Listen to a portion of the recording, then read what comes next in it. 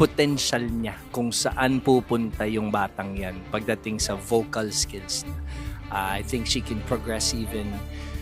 Gagamitin natin yung mga konting magic tricks natin para mahasa-hasa siya sa pagkanta ng competition. So, thank you, Zach. Athena, I'm very happy that Athena napunta sa akin even if nainis yung isang coach na katabi ko. But that's how it is. It's the Voice Kids. It's their choice. Their voice. And their choice was my voice. So, Athena, welcome to Team BD.